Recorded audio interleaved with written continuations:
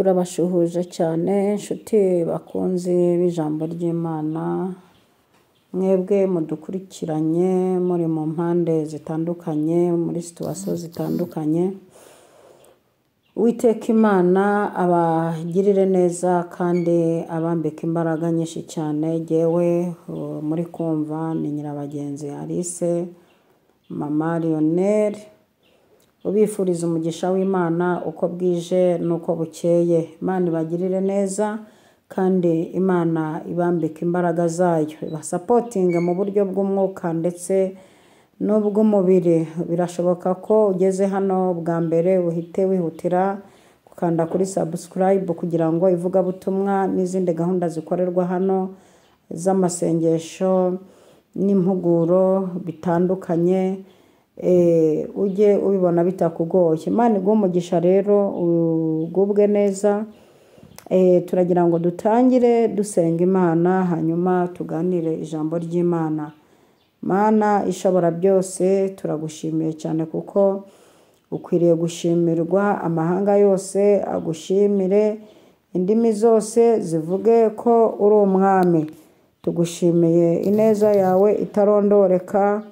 Waraturinze igihe urugamba rwari rushyushye rugeze mu mahina, abantu biteze ko tugiye guseba, urangije uramanuka urarurwana, cecekesha abantu, bambura abantu ijambo. Twarakubonye, izina ryawe rihabwe icyubahiro.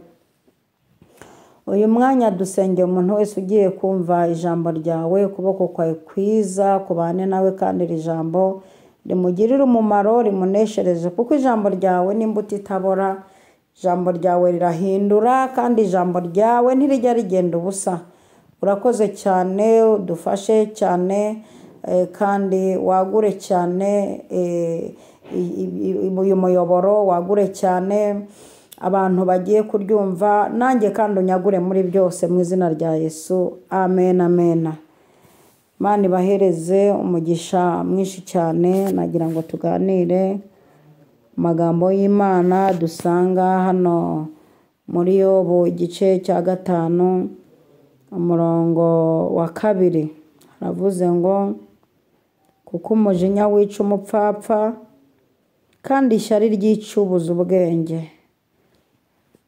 Iryo jambo ngira ngo tuganire, reka ndisubiremo ngo kuko umujinya wica umupfapfa kandi ishyari ryica ubuze ubwenge. Ndashaka ko tuganira kuri aya magambo yerekeza hejuru y'intambara y'ishyari. Hejuru y'intambara y'ishyari ndumva nshaka ko tuvugana kuri iri jambo. Hari umuntu umwerutse gupostinga kuri stati aravuga ngo ishyari ni ryo shuri rya nyuma umuntu yiga akaba umurozi. Iyi ntambara y'ishyari tugiye kuganira turebe, ndumva turi burebe nk'ahantu hatatu igihe nikidukundira.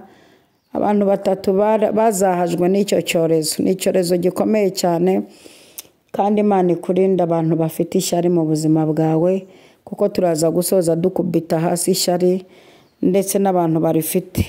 Kandi ishyari nta n'umuganga urivura uretse wowe ubwawe gufata umwanzuro ukavuga uti ibi bintu ndabona nta nyungu ivamo, reka mbireke. Nta n'inyungu ivamo, nta kantu karimo. We ishyari nta kantu karimo, nta kantu karimo, nta kantu kavamo usibye gufata umutima wawe ukawutera puresha, ejo ukajya ku kinini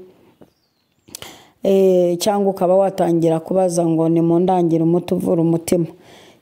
Ubundi ishyari birangira urwaye umutima, birangira ushaje imburagihe mu maso, birangira imisaya ibyimbye kubera guhera uruhekenya amenyo.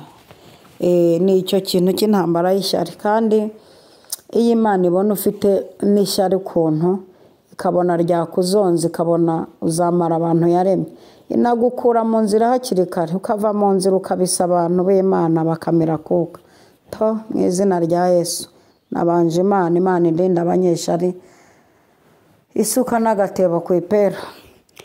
Rero tugiye kureba ahantu hatatu hagaragaye intambara y'ishyari. Ahambere ni kwa Yosefu. Kwa Yosefu Uwiteka amaze kujya amusanga mu nzozi, akajya amwereka uburyo azabayobora, akarota imiba y'inkwi 11 ugasigara uhagaze. inzozi akaba arazikabije kandi ati nzabayobora. Undi munsi akarota inyenyeri 12 zikubita imbere ye, akaba kandi arazikabije ko bazamwikubita imbere. Rega abantu nibiyangane, inzozi turota twarose ntabwo harimo kuvangirwa. Mutwihanganire rwose, bakwihanganira inzozi warazikabije. Ntese bigenze gute? Nawe si wowe rwose, nawe si wowe, bakwihanganire. Igihe kiragera rero abagemuriye ibyo kurya, urebe ukuntu abanyeshyari bagiye banagoye, batagira ahantu bafatwa. Abagemuriye ibiryo idotani batinze gucyura inka bari baragiye, cyangwa se ingamiya, simbizi, nzabisoma neza mbabwire. Abagemuriye ngo bakimurabuka baravuga ngo Karosi araje, bajya inama yo kumwica. Umva intambara y'ishyari vraiment. Mu ishyari wica n'umuntu ukuzaniye akantu. Nabonye rero umuntu ugira ishyari, niyo wapfuye bakugirira ishyari. Uzi ko umuntu ugira ishyari niyo wapfuye akugirira ishyari, akareba abantu bagutabaye baje kugushyingura agahekenya, akareba isanduku ushyinguyemo bikamurya, imodoka ugenzemo bikamurya. Umuntu ugira ishyari niyo wapfuye, n'umurambo wawe ugirira ishyari ngo wari mwiza. Mani ndinda abanyeshyari, kurinda abanyeshyari, kuko agiye intego mfite kuganirira ijambo ni ukugira ngo nze kugusengera nkukokoreho umwuka w'abanyeshyari, niba bibura agatsindwe. Mani bakurinde. Hanyuma rero uwo bita umuvandimwe we Ruben abyumvise uburyo bapanze gahunda yo kumwica, nta kindi bamuziza ari ishyari. Ngo arabyumva, ngo arangije ngo aramubakiza, abararokotse. Ariko n'ubundi birangira agurishijwe hirya iriya. Kandi burya nubona ugirira ishyari umuntu ujye umenya kuri kumuzamura, uri kumuzamura, kandi uko azamuka niko urushaho nawe kugira pressure. Nukuri pe. Nagira ngo ntangarize muri aya masaha abanyeshyari bagerageze banywe kinini kabisa. Basome ku mazi birashira, basome ku mazi birashira, biyakire. Mwiyakire kuko ni ngombwa ko Dawidi yica Goliyati bakamuririmba. Mwiyakire abanyeshyari, mube mwiyakira. Abantu b'Imana bagiye kongera batabarwe. Imana igarutse mu cyiciro cya kabiri kubapangira ikintu gifatika. Mube mwiyakire. Ibintu ni bibiri, ni ugukizwa cyangwa ukaba wiyakira, kuko Imana ije gusubiza abera muri uyu mwaka. Imana itugirire neza cyane. Hanyuma rero ahandi hantu hakabiri hagaragaye ishyari ryo rya danje rimeze nk'ubumuga, ni kwa Sawuli, umugabo witwa Sawuli. Kubona umuntu ukomeye umuntu ukomeye kuri ruriya rwego, ufite titire kuri ruriya rwego, nawe arwara ino ndwara y'ishyari. Ishyari rero ntaho ritagera pe. Hari igihe n'umuntu aba akurusha ubushobozi akakugirira ishyari.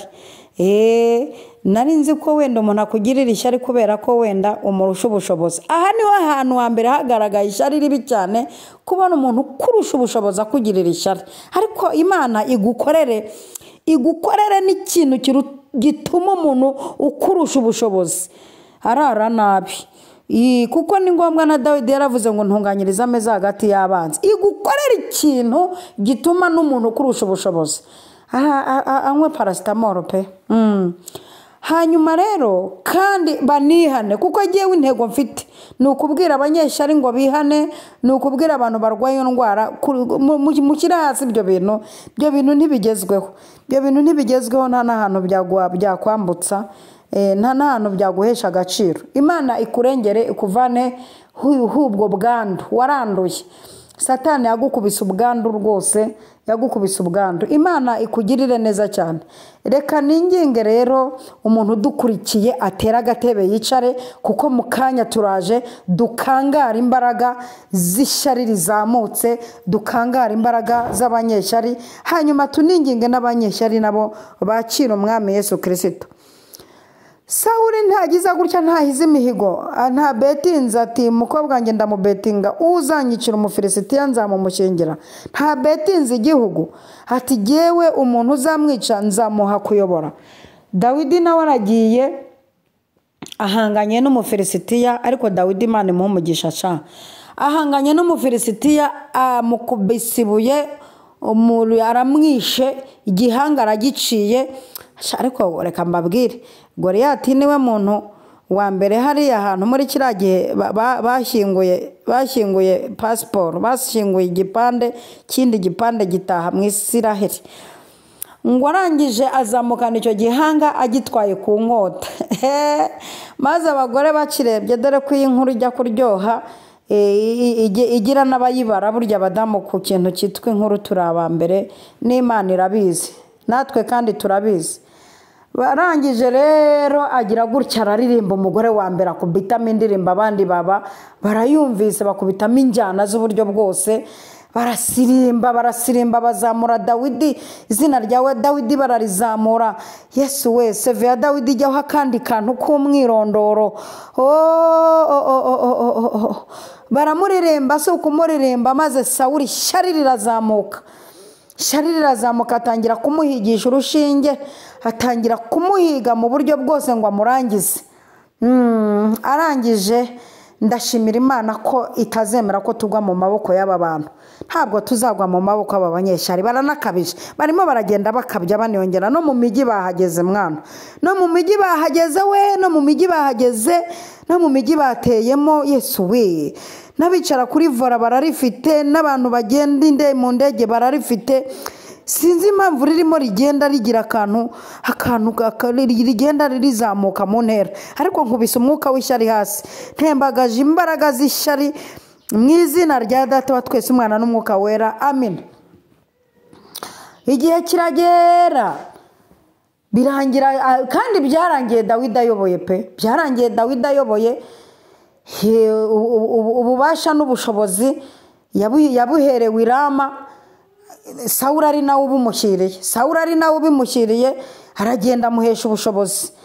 Imana ishimwe cyane, Imana ishimwe cyane.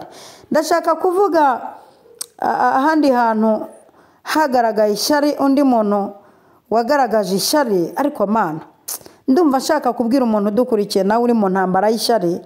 Intambara y'ishyari si ikintu. Kuri Gahini nawe yagize gutya, azamura umwuka w'ishyari. Abonye mwene nyina Abeli igitambo cye cyemewe, igitambo cye kizamuwe, abonye igitambo cy'Imana cyemeye, aramwica pe, aramwica bavindimwe. Undebera ishyari ryageze no mu bavandimwe bose rimwe, ishyari rigenda rikagera no mu bavandimwe. Turasenya umwuka w'ishyari. Aya masaha ndumva ndi mu mavuta yo gusenya ibi bintu, kuko birimo biragenda bifata indi ntera. Turarisenya, turarihera mu mizi, turarirandurana n'imizi n'imiganda, turarihera mu mizi pe. Aramwica, amwisha. Uwiteka aramubaza ati Gahe, ati karame, mwene nyoko arihe? Urebe ikintu yongeyeho, uburyo abanyeshyari bagira n'amagambo atumbyemo agasuzuguro. Aravuga ngo ndi umurinzi wa murumuna wanjye se. Urumva icyo yari yakoze cyari gihagije, ariko icyo yongeyeho ni kibi pe, ni kibi rwose. Banyeshyari bagira bene ayo magambo, kandi ndagutangariza ko imbaraga zose z'abantu baguhagurukiye aya masaha, imbaraga z'ishyari ziguhagurukiye, ndashaka ko tuzitesha agaciro, kandi ndashaka ko twikunkumuraho uyu mwuka, twikunkumuraho aba banyeshyari, tubikuraho muri aya masaha, muri iki gitondo cyangwa muri iki kigoroba, cyangwa muri iyi saa sita cyangwa muri iki gicamunsi, bitewe n'aho uherereye. Ndashaka ko uhaguruka ukikunkumuraho, ukikunkumuraho imbaraga z'ishyari. Nanjye ndi kwikunkumura nubwo mutandeba. Ndashaka ko wikunkumuraho izi mbaraga z'abanyeshyari mu izina rya Yesu Kristo. Kandi ndashaka ko nawe wabaswe n'iki cyorezo cy'ishyari wakira umwami Yesu ugahinduka umuntu ukugirira ishyari. ngo urantonye ngo abantu barafashijwe. Ibaze we, ibyo nabyo bakabigirira ishyari, ngo arantona abantu bagafashwa, bigatuma unamwambura mikorofone. Inshuro nyinshi uri na dirija cyangwa dirijante, iyo ubonye hari umuntu bemera batakwemera, umwambura mikorofone ukamupyinagaza. Izo ni imbaraga z'ishyari zituma abantu bapyinagaza abandi, bigatuma no mu murimo batazamuka kubera gupyinagaza abandi. Imana iturinde uwo mwuka mu izina rya Yesu. Umwuka w'ishyari utuma bakwambura mikorofone ngo urabwiriza abantu bagafashwa, ngo kubera ko ariwe bari kwemera. Uwo mwuka turawupyinagaje mu izina rya Yesu, turawutembagaje, tuwutesheje agaciro mu izina rya Yesu. Imana itugirire neza cyane. Twitandukanije n'imbaraga z'ishyari. dushize urukuta hagati dushize urukuta hagati mu butware Imana amaye ndashira urukuta hagati y'imbaraga y'ishyari nawe umunyeshyari nawe ndatambikamo igikuta Uwiteka abagushirire kure areba hana batembereza Uwiteka abajyanye inode bamwe abajyanye inode bahindura ibicamuke yagiye areba ukuntu abagenza Uwiteka atatanye imbaraga z'abanyeshyari mu izina rya Yesu ndagira ngo dusoze dusenga Imana ndagira ngo dusoze tubwira Imana ngo Mana urebe ukuntu utugenza reka dusenge Mana nyiringabo dukubite ku mwuka w'ishyari dutatanije imbaraga zaryo duhesheje imbaraga abarwana naryo ubahe gukizwa tubambuye uyu mwuka wababase kandi Uwiteka nyiringabo utabare nk'intwari ukora ibikomeye bitarondoreka mu mbaraga n'ubushobozi ukuboko kwawe kwiza kubane natwe kandi abantu bari muri intambaro baneshereze ubatuze kure yaryo mu izina rya Yesu Kristo amena Yesu abahereza umugisha shalom